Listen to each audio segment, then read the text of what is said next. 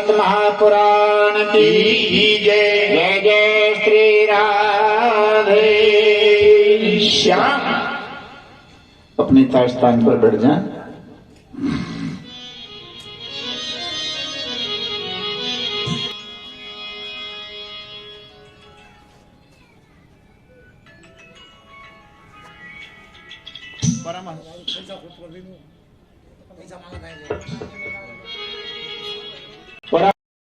धन्य श्री कृष्ण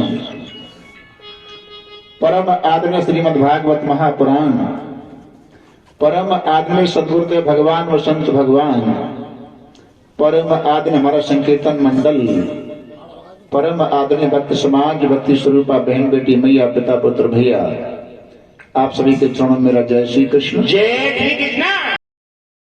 शुभारंभ होने से पहले वाणी शुद्धि करने के लिए 2 मिनट सभी प्रभु नाम संकीर्तन करेंगे।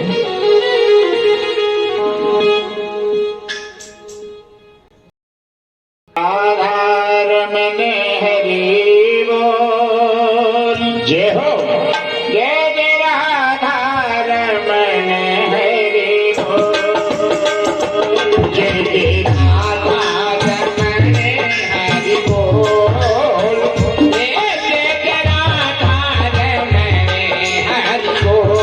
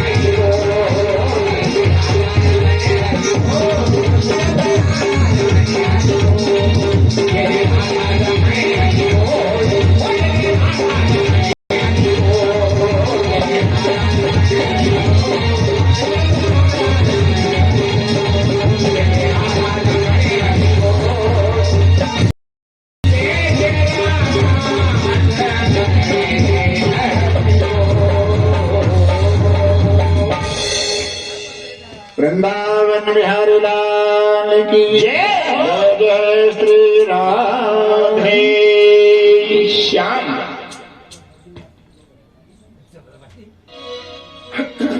कल की कथा का प्रसंग विदुर और मैत्रेय समागम। उद्धव जी के कहने पर विदुर जी महाराज भद्रका आश्रम में मैत्रेय के पास पहुंचते हैं और विदुर जी ने मैत्रेय के सामने एक प्रश्न किया, लेकिन प्रश्नकर्ता के अंदर पहले नम्रता होनी चाहिए। प्रश्न दो प्रकार से होते हैं, एक तो जिज्ञासा बस, एक परीक्षा बस। तो जिज्ञासा बस अगर जो प्रश्न करते हैं, गीता कहती है तद्विधि प्रणपातेन प्रश्नेन सेव्या।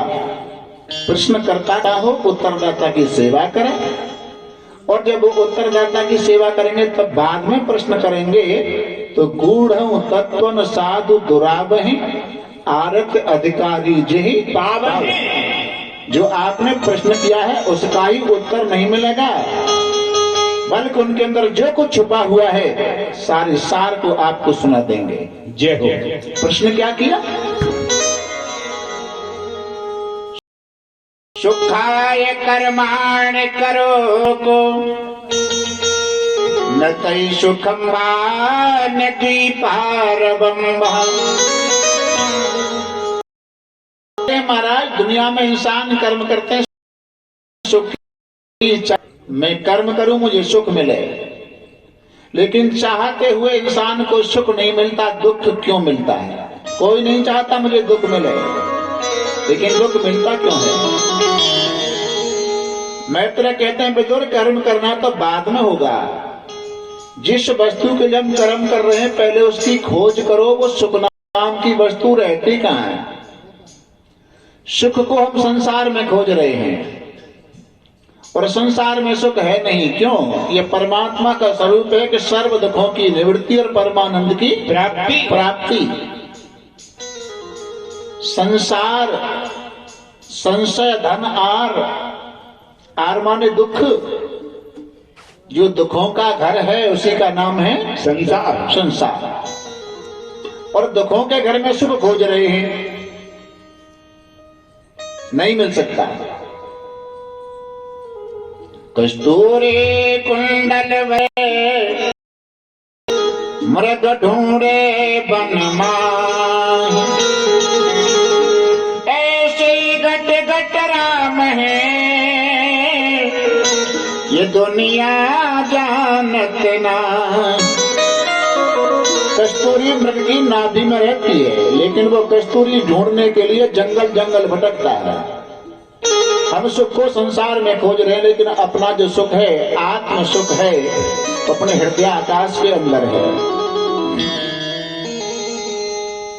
सीता जी की खोज करने के लिए रामचरितमानस से सम्मत नहीं है। अध्यात्म रामायण में प्रसंग आया है कि बंदरों को एक देवी मिली जिसका नाम है स्वयं प्रभा। मंदिर एक रुचिरत देख बैठ नार तप पुंज। स्वयं प्रभा के पास में बंदर लोग पहुंचे। अब स्वयं प्रभा का अर्थ क्या है? स्वयं की प्रभा या स्वयं में प्रभा? अगर स्वयं में प्रभा स्वयं प्रभा होती तो स्वरूप ज्ञान से यहां अर्थ लिया इसका, स्वयं में प्रभा। और स्वरूप की प्रभा, स्वयं की प्रभा ये भक्ति से है। स्वयं प्रकाश रूप दिन राती नहता चाहिए दिया अग्रत बाती। स्वयं प्रभा तक पहुंच गए। स्वरूप की प्रभा अगर होती, ज्ञान होती, तो पर आगे सीता जी को खोजने की आवश्यकता नहीं थी। सीता जी मिली नहीं मिली। अब बंदरों से जब स्वयं प्रभा ने पूछा यहाँ कैसे घूम रहे हो, बोले हमारी सीता मैया की का हरण हो गया है, उसको ढूंढने के लिए आए हैं। तो सीता जी मिली। कैसे खोजा? बोले नेत्र खोलकर। बोला आंख बंद करो। ऐसे कैसे मिल जाएंगे? मूंदा नैन विवर्त जाहू और पेह सीता जन पछताऊ। नेत्र बंद करो। यहां अर्थ है कि ज्ञान नेत्र खोलना सिखाता है और भक्ति नेत्र बंद करना सिखाती है। ये बात हमारी नेत्र बंद करके मान लो, विश्वास करके मान लो, ये भक्ति है। और विचार नेत्र खोलना सिखाता है। और नेत्र बंद किए तो माथे हाथ मूंद दो लोचन। नेत्र बंद किए तो आगे जब देखा तो संशय का समुद्र सामने है, संशय का समुद्र, और संसार भी संशय का समुद्र है। समुद्र के किनारे पर वो लोग खड़े हैं, जहां तक देखे वहां तक जल ही जल दिखाई देता है। तो समुद्र के तट पर जल ही जल दिखाई देता है, तो संसार के इस तट पर जहां तक देखोगे वहां तक माया ही माया दिखाई देती है। इन नेत्रों से संसार का दर्शन होता है और ज्ञान चक्षु से न चक्षुषा पश्यति कश्चनैनम। तो परमात्मा इन नेत्रों से देखने का विषय नहीं है। यथार्थ दर्शनम ज्ञानम, जो वस्तु जिस तरह की है उसको उसने ठीक उसी प्रकार से समझ लिया, उसी को यथार्थ अनुभव कहते हैं, उसी को यथार्थ ज्ञान कहते हैं। तो किसका विषय है? नयन भवे सुख सुप्रकाशा, सुख सुप्रकाशा, नयन सुख सुप्रकाशा,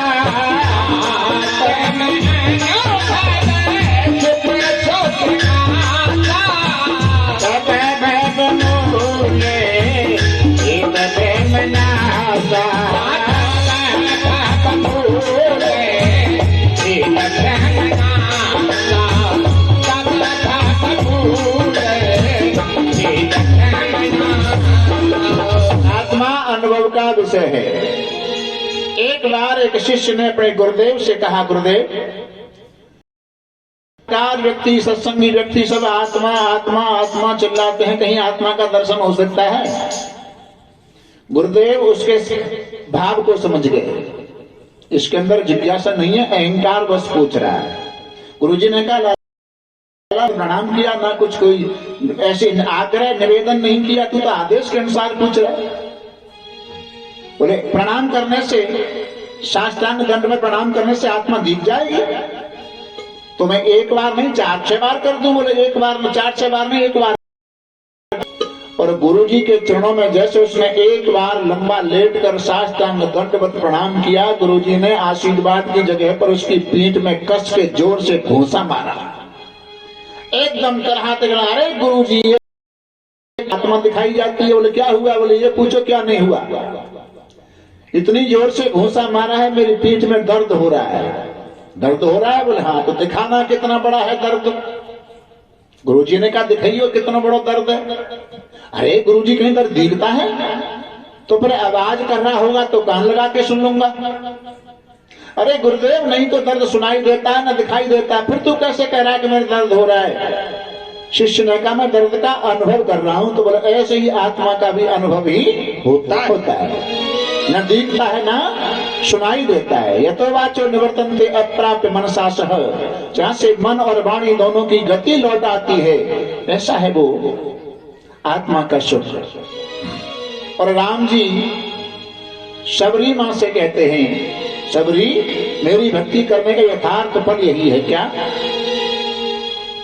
ममे दर्शन फले परे में अनूपा, मम दर्शन फले परम अनूपा, ममे दर्शन फले परे में अनूपा, मम दर्शन फले परम अनूपा, शिव पावन सहज स्वरूपा, जीव पावन सहज स्वरूपा, जीव पावन सहज स्वरूपा, मम दर्शन अनूपा जीव पाव निज सहज स्वरूपा।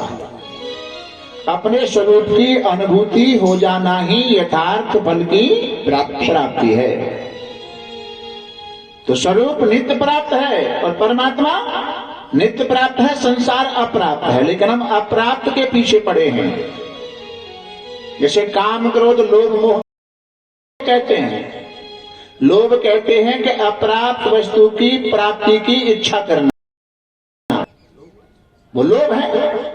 जो अप्राप्त है सो प्राप्त हो ही नहीं सकता। अच्छा, एक बात और कह दूं, आज दिना 30 है, कह दूं? आज जो हमारे 4 लोग बैठे गए वही सुन लें। लगभग 20-25 साल पहले एक राग होकर ढोला चिकाड़े थे और मंडली में 3 आदमी होकर, एक चिकाड़े वार, एक ढोलक वार, एक खंजरी वार। सुरैया देखे ना सबने, बड़े बूढ़े ने खूब देखे। बस स्टैंड पर तीनों आदमी ढोला गाए हुए कहूं जा रहे परीक्षक जी, समझ में।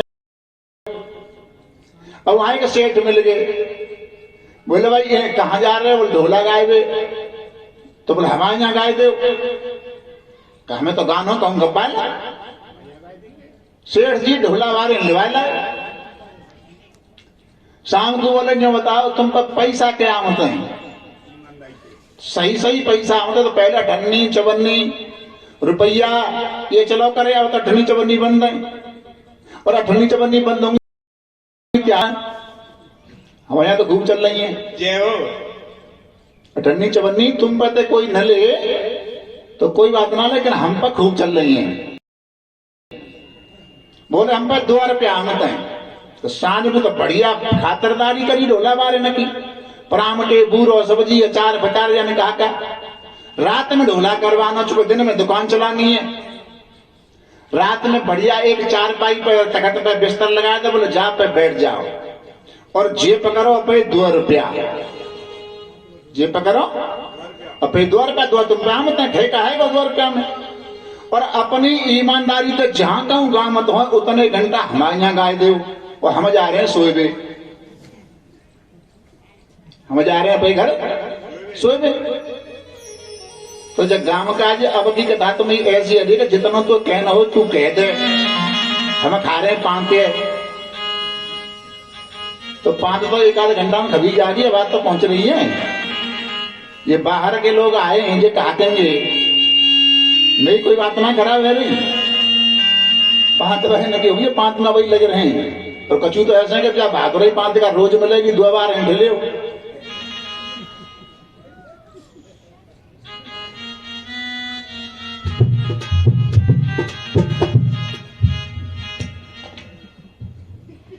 वृंदावन बिहारी लाल की। अच्छा, एक बात और है, मैंने पहले ही कह दिया है, जो कुछ कह सकते हो अपनों से कह सकते हैं। पहले चिट्ठी वगैरह आया करें, चिट्ठी तो सारी बात लिखने पर एक कोने पे लिखो करे कि थोड़े लिखे को ज्यादा समझना आप खुद समझदार। हम तो इशारा ही करेंगे, ज्यादा काय को बकवास करें। आप अपने कथा के प्रसंग पर। ये रही कल की कथा थी। मैंने कहा था कि कल की इतनी कथा रह गई है। आज की कथा में अब प्रवेश करते हैं। आज कथा सृष्टि उत्पत्ति। हम तुम जितने लोग हैं वो कहां से आए, ये कथा प्रारंभ करते हैं। की उत्पत्ति हमारे सामने 2 प्रकार से मानी गई, एक ज्ञान मार्गियों द्वारा, दूसरी भक्ति मार्ग वालों द्वारा। ज्ञान मार्गियों का कहना है कि सबसे पहले महातत्व हुआ। महातत्व क्या है? सत रज तम 3 गुण हैं और न्याय दर्शन इन 3 गुणों के 24 गुण करता है। न्याय दर्शन हमारे इसमें तो 3 ही है, सत रज तम, लेकिन 24 गुण करता है। रूप रस गंध स्पर्श संख्या प्रमाण पृथकत्व संयोग वियोग परत्व अपरत्व गुरुत्व द्रव्यत्व स्नेह शब्द बुद्धि सुख दुख इच्छा द्वेष धर्म अधर्म और महतत्व के 3 गुणों की साम्य अवस्था नष्ट होने पर जो पहला परिणाम होता है उसे महतत्व कहते हैं। प्रकृति दो प्रकार की है, परा और अपरा। और दोनों प्रकार की प्रकृति का निरूपण भगवान कृष्ण अर्जुन को बताते हैं। परा प्रकृति क्या है? सर्वभूतानि कौन्तेय प्रकृतिं यान्ति मामिकाम् कल्पक्षे पुनस्तानि कल्पादौ विसृजामि। सर्वभूतानि कौन्तेय है अर्जुन, सभी भूत प्राणी प्रलय के समय में मेरी प्रकृति को प्राप्त होते हैं और वह प्रकृति मुझ ब्रह्म में लुक छुप करके स्थिर रहती है, उसका कभी नाश नहीं होता। प्रकृति और भगवान परमात्मा के शक्तिमान, प्रकृति शक्ति है और सगुण साकार भगवान मान है। जब दोनों एक जगह होंगे तो ही क्रिया होगी। शक्ति अलग हो और मान अलग हो, क्रिया नहीं हो सकती, क्योंकि शक्ति सामान्य है और मान विशेष है। लेकिन मान और शक्ति विशेष और सामान्य जब दोनों एक जगह हो तो क्रिया हो सकती है। जैसे आपके पॉकेट में माचिस, जो बीड़ी सिगरेट पीते हैं वो माचिस हर समय रखते हैं, तो माचिस में सामान्य अग्नि तो हर समय मौजूद रहती है, लेकिन वो कपड़े को नहीं जला सकती। माचिस में जो अग्नि है, तिल्ली में जो अग्नि है, वो कपड़े को नहीं जला सकती। और कपड़ा अगर जलाएगी तो माचिस से तिल्ली निकालकर उसके ऊपर रगड़ दो, उससे ही विशेष पैदा हो जाएगी। ऐसे ही सामान्य और विशेष, शक्ति और मान, ये दोनों एक जगह होंगे तो क्रिया होगी। यह है परा प्रकृति। और प्रकृति से पहले और प्रकृति के बाद में, बिगड़ने के बाद में वह एक ही रहता है, एक। लेकिन एक के बाद में हमने जीरो लगाई तो मान किसका ज्यादा बढ़ा? एक का। जीरो लगाई तो एक का मान बढ़ गया, और जीरो 10 लगा दी तो फिर भी एक का ही मान बढ़ा, और 10 से 1 हटा दिया तो 10 जीरो ही बेकार है। इसलिए एक का महत्व है।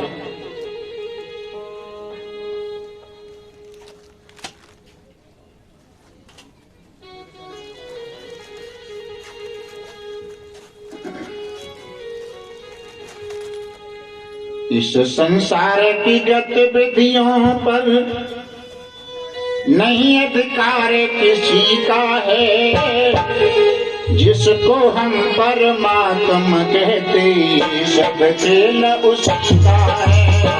ये संसार की गतिविधियों पर नहीं अधिकार किसी का है, जिसको हम परमात्मा कहते ये सब खेल उसी का है।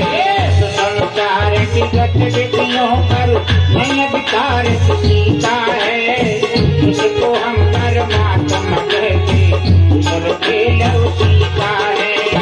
ये संसार की गतिविधियों पर नहीं अधिकार किसी का है, जिसको हम कहते ये सब खेल उसी का है। पल भर नहीं छोड़ता हमको, सदा हमारे साथ में है। पल भर नहीं छोड़ता हमको, सदा हमारे साथ में है। पल भर नहीं छोड़ता हमको, सदा हमारे साथ में है। आशा की जीवन डोरी का तार उसी के हाथ में है। आशा की डोरी काले में तार उसी के हाथ में है। हंसना रोना मरना जीना सब उसकी मर्जी का है, जिसको हम परमात्मा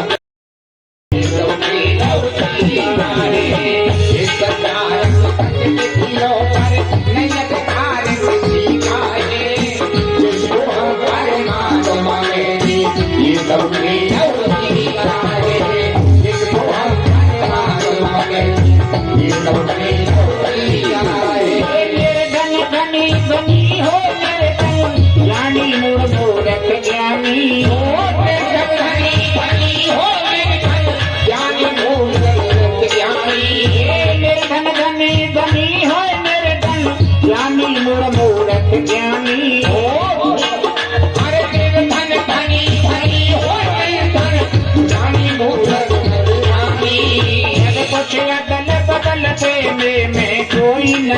उसकी शाने कुछ अकल पता कोई नहीं उसकी शाने सब कुछ अगर पता तेरे कोई नहीं उसकी शाने समझदार भी समझ सके ना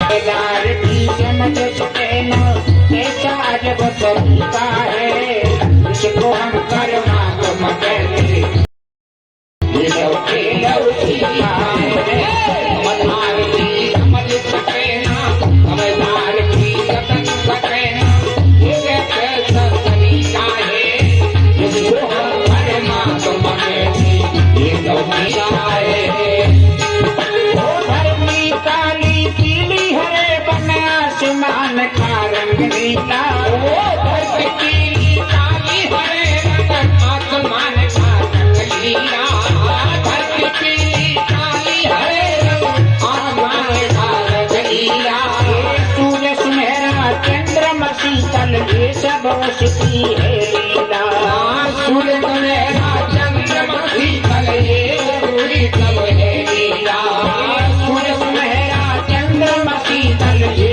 सब उसकी है लीला सूर्य सुनहरा चंद्रमा शीतल ये सब उसकी है लीला सबके भीतर स्वयं छिपा है सबके भीतर स्वयं छिपा है रचनहार सृष्टि का है हर इसको हम परमात्मा कहते ये सब खेल उसी का है संसार सत्य नयन हार किसी का इसको हम परमात्मा कहते ये सब खेल उसी का है राजेश्वर आनंदय कर सुख मानो तो मानो शिक्षा राजेश्वर आनंदय कर सुख मानो तो मानो शिक्षा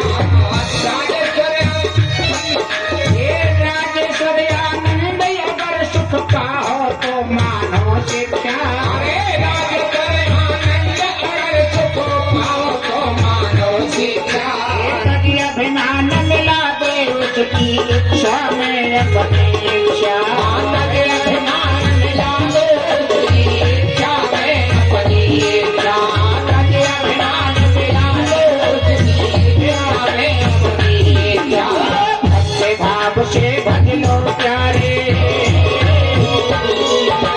भक्ति भाव से भज लो प्यारे ये साधन मुक्ति का है इसको हम परमात्मा कहते सब खेल उसी का है भक्ति भाव से भज लो प्यारे लो प्यारे ये साधन मुक्ति का है इसको हम परमात्मा कहते ये सब खेल उसी का है इस संसार की तकलीफों पर नहीं का है इसको हम परमात्मा ये सब खेल उसी का है इसको हम परमात्मा कहते सब खेल उसी का वृंदावन बिहारी लाल की जय जय श्री राधे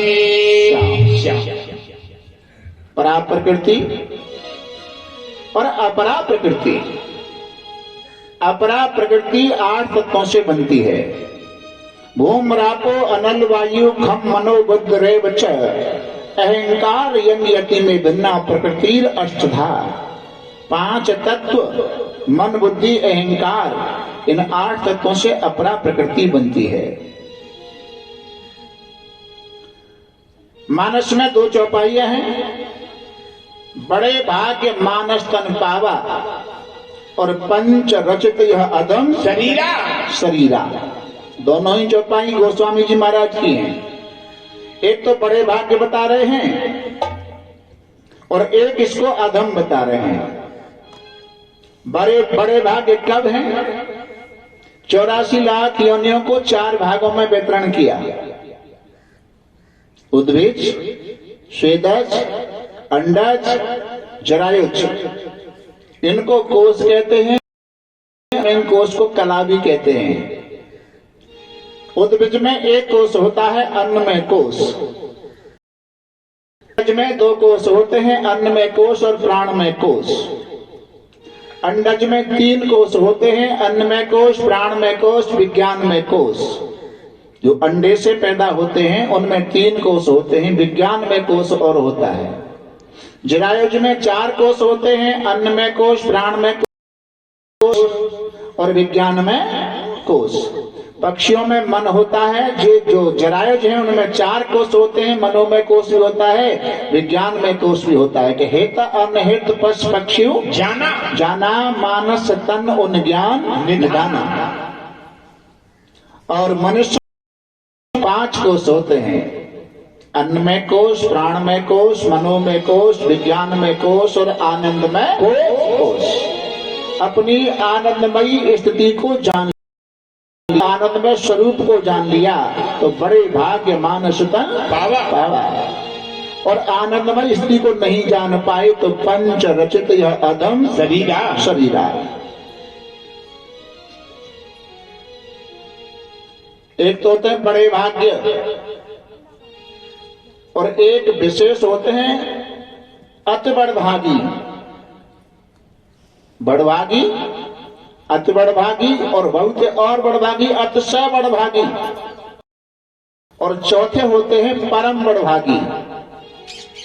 बड़भागी तो हम तुम सब हैं जो मानव का शरीर मिल गया। लाख योनि भुगतने के बाद ये मानव का जीवन मिल गया है, मनुष्य शरीर मिल गया है। लेकिन मनुष्य शरीर देने के लिए हमें, हमसे तुमसे परमात्मा कोई लोभ नहीं है।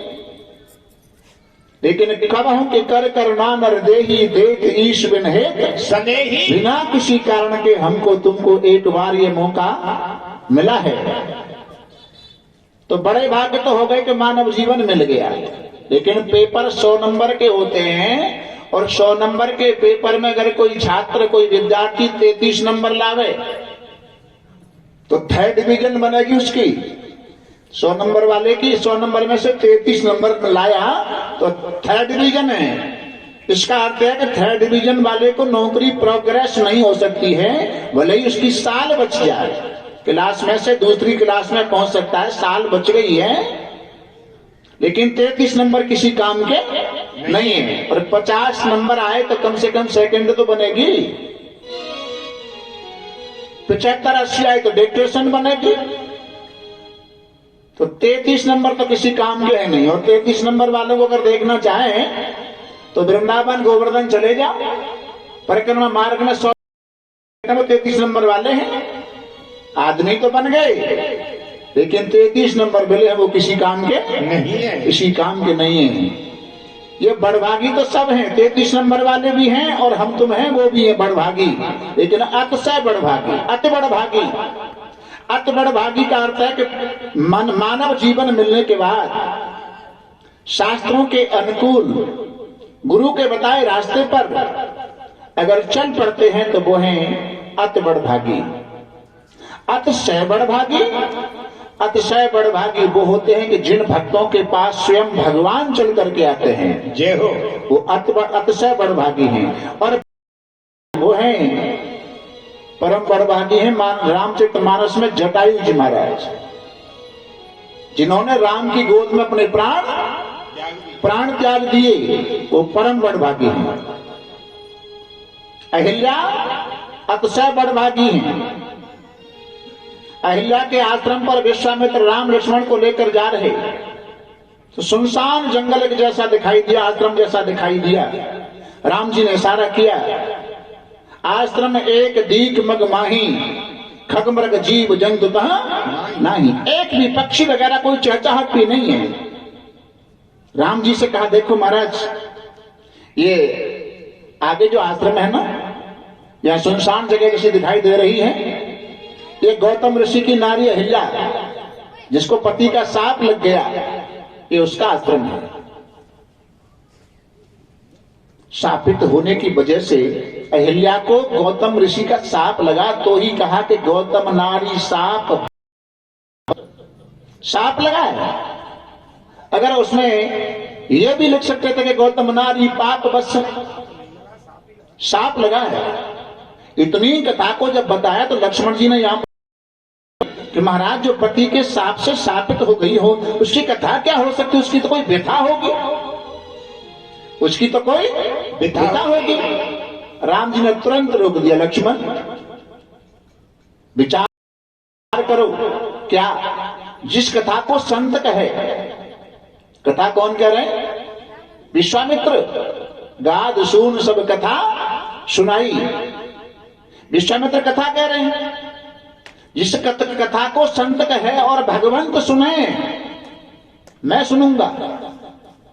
तो तुम कह रहे हो वो कथा नहीं व्यथा हो सकती है, लेकिन मैं कहता हूं जिस कथा को संत कहे और भगवंत सुने, वो व्यथा भी कथा में बदल जाती है। बोलो जय श्री कृष्णा। जय श्री कृष्णा। अहिल्या अतिशय बड़भागी जिनके आश्रम पर राम स्वयं चल करके आए हैं। और गुरुजी विश्वामित्र कहते हैं अहिल्या का उद्धार करो।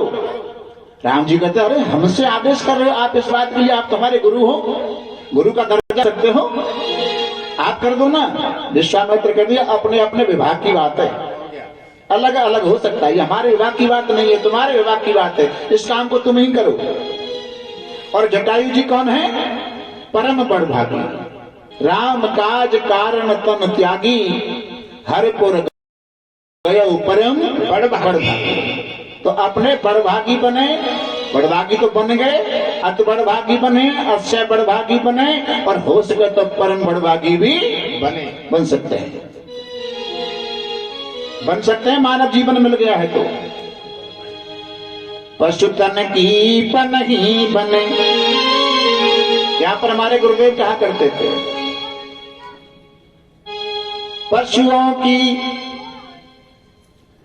पशुओं की हड्डी न की, रेल भर भर की जाए रही, देश की सुरक्षा कारो धंधे में लगाइए। सर्पनी चयोनी जाके, सुवरनी चयोनी जाके, बारन की कुची बने, जेबर साफ कर बेरन लगाइए। हर किसी का काम अंग प्रत्यंग कोई काम आ सकता है, लेकिन मनुष्य का कोई अंग प्रत्यंग काम नहीं आ सकता। महाराज मानव जीवन मिलने के बाद पशुओं की हड्डी चाम ये काम आ सकते हैं, लेकिन मनुष्य का कोई हड्डी चाम काम नहीं आ सकता। पशु तन की पनही बने, नर से कछु न होए, नर से नारायण बने, जो बन जाने को। नारायण बनने की अगर कोई चेष्टा करे, कोशिश करे, तो शायद वो नारायण बन सकता है। इसलिए बड़े भाग्य मानस तन पावा। और इन कार्यों को नहीं कर सकते, फर्ज को पूरा नहीं कर सकते, तो पंच रचित यह अदम शरीरा, अदम शरीरा। सबसे पहले महातत्व हुआ, महतत्व से अहंकार, अहंकार से तन्मात्र से नहीं पंच महाभूतों से पांच भौतिक शरीर का निर्माण हो गया। क्या बड़े भाग्य की बात चल रही। एक कोई भक्त किसी संत के पास गया, बोले महाराज नंबर 1 का सौभाग्य और नंबर 2 का सौभाग्य बताओ। नंबर 1 का सौभाग्य और नंबर 2 का सौभाग्य। महात्मा जी मुस्कुराए और बोले तुम लेट हो गए। क्यों लेट कैसे हो गए? बोले नंबर 1 का सौभाग्य तो निकल गया। महाराज मैं समझा नहीं। बोले नहीं समझे? बोले नंबर 1 का सौभाग्य यह था कि तुम पैदा ही नहीं होते। जय हो, तुम पैदा ही नहीं होते, ये तो नंबर 1 का सौभाग्य है। और नंबर 2 का सौभाग्य है कि जितना हो सके उतना जीते जी जल्दी मर जा। जितना हो सके जीते जी जल्दी मर जा। तो मरना शरीर का नहीं, आत्मा का मरना नहीं होता है, मरता जीते जी मरना क्या है? जीवन है अनमोल काम कछा, और लेकर गुरु से ज्ञान याद सागर से तर जा। लेकर गुरु से ज्ञान यार भव सागर से तर जा। और आगे अपने घट के बैठ निरंतर नहीं किसी के, अपने घट के बैठ निरंतर नहीं किसी के घर जा। और जीवन है अनमोल, तू मरने से पहले मर जा। मीन्स अपने अहंकार को मार दे। अहम धन आकार बराबर अहंकार। अहम शरीर का आकार शरीर का अहम तत्व है, जो मैं तत्व है, तो मैं शरीर नहीं हो सकता, मैं कर्मेंद्रिय नहीं हो सकता, मैं ज्ञानेंद्रिय नहीं हो सकता। जो मैं है, यहां पर मैं बताऊं तुम कौन हो। श्लोक कहता है, सूत्र कहता है कि पित्राति प्रिय पुत्र, दुनिया में सबसे प्यारा पिता के लिए पुत्र होता है। पित्राति प्रिय पुत्र, पुत्राति प्रिय पिंड, और फिर पुत्र से प्यारा पिंड माने अपना शरीर, अपना शरीर होता है। पुत्राति प्रिय पिंड, पिंड तथा प्रिय इंद्रियम, और शरीर से प्यारी होती है अपनी इंद्रियां। इंद्रिय तथा प्रिय प्राणा, और इंद्रियों से प्यारे होते हैं अपने प्राण। प्राणादात्मा परम प्रिय, प्राणों से भी प्यारी होती अपनी आत्मा। ये है तुम, मैं ये भी नहीं, मैं ये भी नहीं, मैं ये भी नहीं। ये विचार का काम है, विचार किया जाए। एक गुरुदेव की कुटिया पर एक शिष्य पहुंचा, दरवाजा खटखटाया। गुरुजी ने कहा, कौन? मुझे मैं यही जानने के लिए आया हूँ कि मैं कौन हूँ। अंदर से आवाज आई जो ये कह रहा है कि मैं कौन हूँ, वही तू है, वही तू है। मैंने कल बताया, मैं दो प्रकार की है, एक कच्ची में, एक पक्की में, एक स्वरूप वाली में और एक मायाकृत में। मैं और मोर तोड़ते माया। जब मैं से माया शुरू हो रही है, ये तो कच्ची में है। और अहम ब्रह्मास्मि वेद का जो सूत्र है, वेद का महावाक्य है। और महावाक्य किसे कहते हैं? महद बोधकम वाक्यम महावाक्यम, जिसे महावाक्य कहते हैं। अहम ब्रह्मास्मि, मैं ही ब्रह्म हूं, ये स्वरूप वाली में है। तो तुम मायाकृत में नहीं हो, मायाकृत में दृश्य है और स्वरूप वाली में दृष्टा है।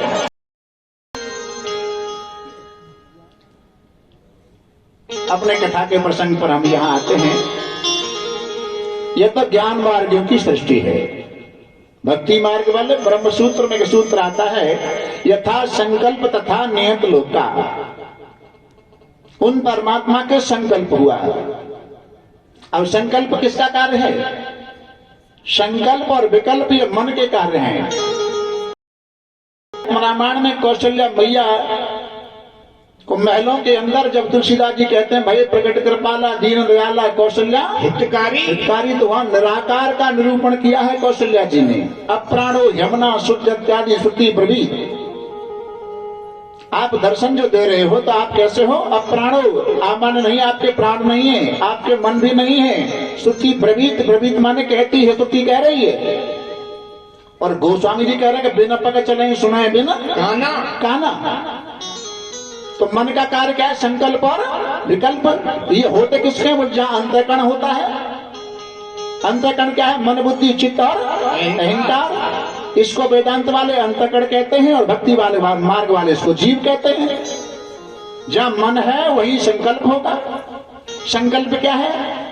इतना तो मेरे पास है, इतना और प्राप्त का संकल्प है। और विकल्प क्या है कि प्राप्त, मुझे प्राप्त होगा या नहीं। और वहां संकल्प हुआ, क्या हुआ कि एको हम बहुश्यामी प्रजाए, मैं एक से बहुत हो जाऊंगा। तो जीव का संकल्प असत्य होता है, परमात्मा का संकल्प सत्य होता है। क्योंकि संकल्प मात्र से ही दुनिया को संकल्प से ही बनाते हैं। उनके हाथ में कोई हथियार वगैरह मटेरियल्स नहीं है। और बड़ा चातुर करतार जय हो, और सृष्टि चमन का माली। बड़ा चातुर करतार सृष्टि चमन का माली। बड़ा चातुर करतार सृष्टि चमन का माली। सृष्टि चमन का माली। ये दुनिया है बगीचा, कहीं ऊंचा है कहीं नीचा। दुनिया है बगीचा, कहीं ऊंचा है कहीं नीचा।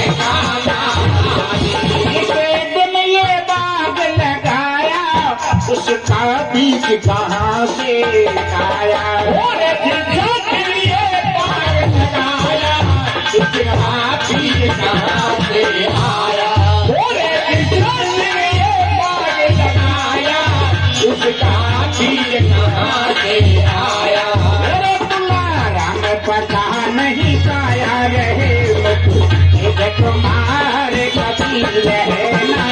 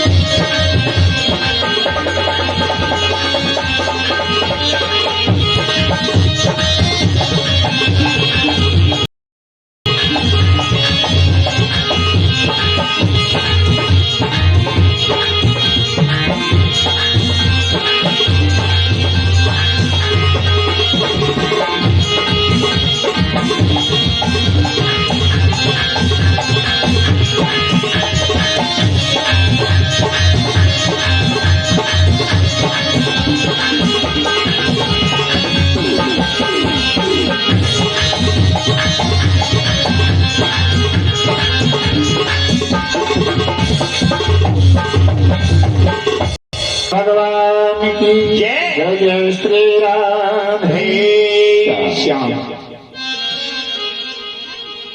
यथा संकल्प तथा नियत लोका मैं एक से अनेक होकर के लीला करूं। प्रलय के समय में उनके संकल्प हुआ। संकल्प होते समय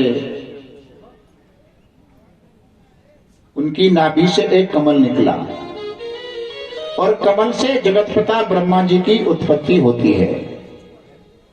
उस कमल को उसके 14 भाग किए गए तो 14 लोक बने।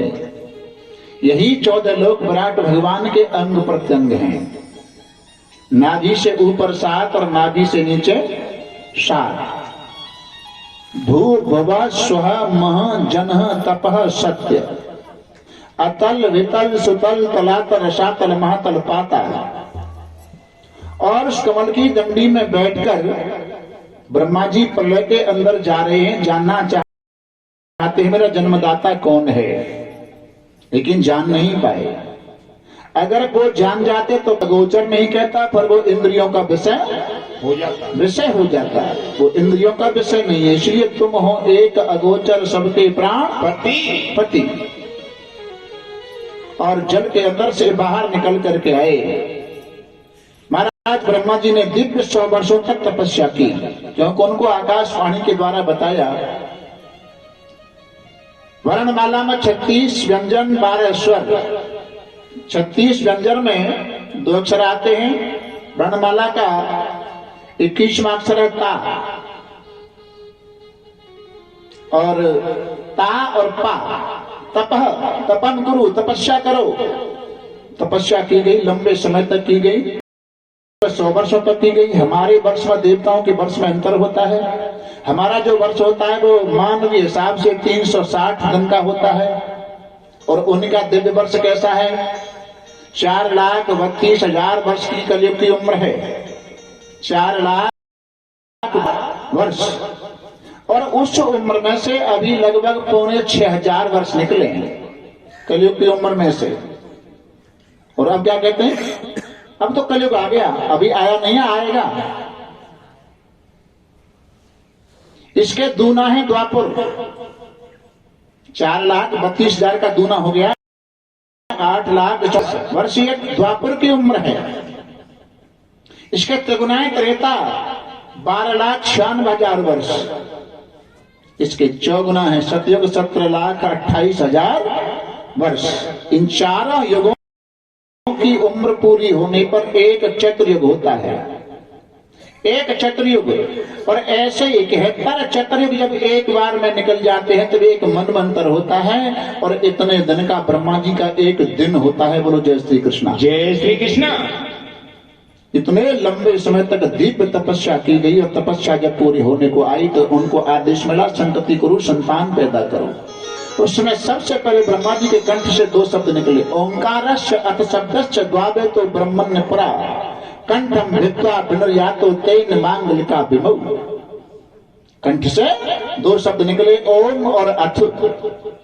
ओम मंत्र से पहले लगता है। ओम क्या है? मंत्रों का कुल है, कुल।